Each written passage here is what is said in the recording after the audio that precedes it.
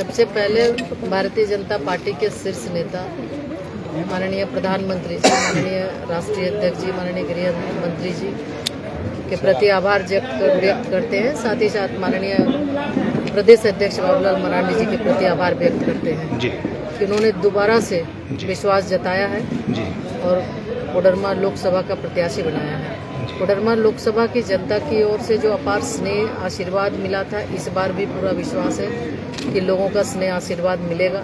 आने वाले समय में जो माननीय प्रधानमंत्री जी का और भारतीय जनता पार्टी का नारा है 400 पार का, तो निश्चित रूप से भारतीय जनता पार्टी एनडीए 400 पार होगी। और जो विकसित भारत का संकल्प प्रधानमंत्री जी ने लिया है, उस संकल्प के साथ आज देश के युवा, नारी, किसान, महिला सभी लोग गरीब सब लोग साथ है और हर लोगों की इच्छा है कि 1947 तक भारत विकसित हो। इसके लिए लोगों का सपना अगर कोई पूरा कर सकता है, अगर कोई गारंटी दे सकता है तो वो है मोदी जी, और मोदी की गारंटी पर सभी को विश्वास। मैडम, लगता है कि इस बार भी मोदी मैजिक कस के चलेगा क्षेत्र में, लेकिन जिस तरह से विपक्ष का चौतरफा घेराबंदी है और तमाम विपक्षी दल एक साथ होकर भाजपा को हराने के लिए मैदान में आ रहे हैं, उसे क्या लगता है कि इस बार जो पिछली चुनाव का आंकड़ा था, जो अंतर था 4,55,000 का, वो क्या रिकॉर्ड में बढ़ेगा या कुछ घटेगा?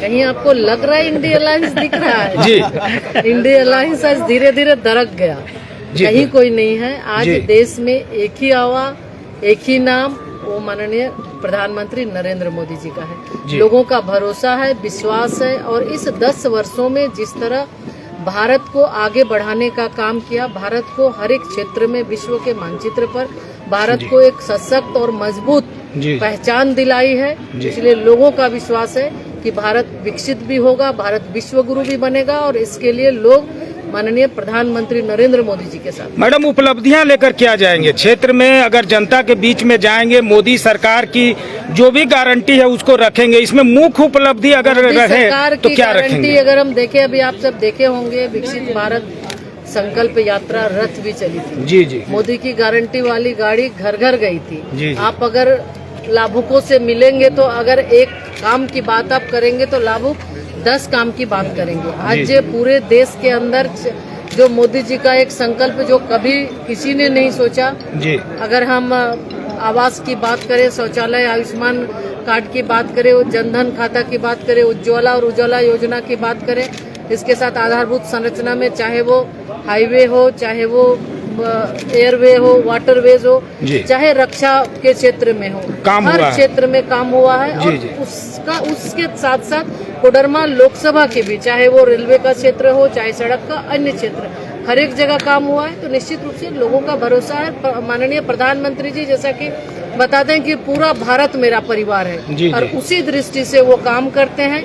कोई भेदभाव नहीं, पूरे देश के अंदर इस कोविड महामारी के बाद भी जिस तरह से, जिस रफ्तार के साथ भारत आगे बढ़ा कि आज लोगों का स्नेह, विश्वास, आशीर्वाद था कि प्रधानमंत्री जी के कहने पर गैस सब्सिडी, करोड़ों लोगों ने गैस की सब्सिडी छोड़ी। कोविड महामारी के समय थाली और दिया जलाकर लोगों ने उनका समर्थन किया, उनको सहयोग किया। इसका विपक्ष ने कुछ मजाक भी उड़ाया था। इसी का यही वजह है कि आज भारत 5वीं बड़ी अर्थव्यवस्था वाला देश बना कोविड महामारी के दौरान भी, कोविड महामारी के बाद भी। नहीं तो भारत शायद, अगर लोगों का भरोसा नहीं होता तो शायद आगे नहीं जाता।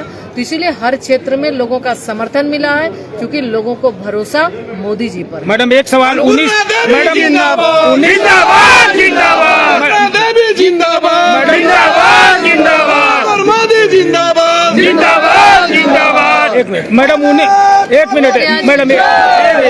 मैडम 1998 से मैडम आप इस क्षेत्र में 4 बार विधानसभा में भी प्रतिनिधित्व की हैं। ये पिछली बार लोकसभा में भी आप जीती और मंत्री भी बनी। अगर इस क्षेत्र में आपके प्रयास की अगर बात किया जाए मैडम, चूंकि यहाँ पर पलायन और जिस तरह से ढीबरा और पत्थर उद्योग का जो एक बड़ा विकल्प था लोगों के रोजगार का, इसके एक सब्स्टिट्यूट में आपके द्वारा कुछ प्रयास हुआ? जनता अड़चने और इस राज्य में जो वर्तमान सरकार है, इस सरकार के द्वारा राज्य की जनता के हित में न कोई काम किया जा रहा है, न सोचा जा रहा है। यही वजह है कि आज मुख्यमंत्री रहते शायद ये पहला उदाहरण होगा कि जेल के सलाखों के पीछे है।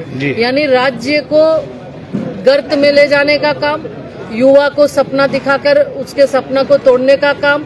आज हर एक परीक्षा में देखिए, जो प्रतियोगिता परीक्षा होती है, सब में सभी परीक्षा का पेपर लीक होना, यानी जो हमारे युवा हैं, जो मेहनत करते हैं, पढ़ते हैं और वो चाहते हैं कि उनका शायद भविष्य सुधरेगा, एग्जाम होता है, कहीं उनको सरकारी नौकरी मिलेगी, सब स्तर पर विफल रही है। लेकिन हर एक क्षेत्र में सरकार विफल है।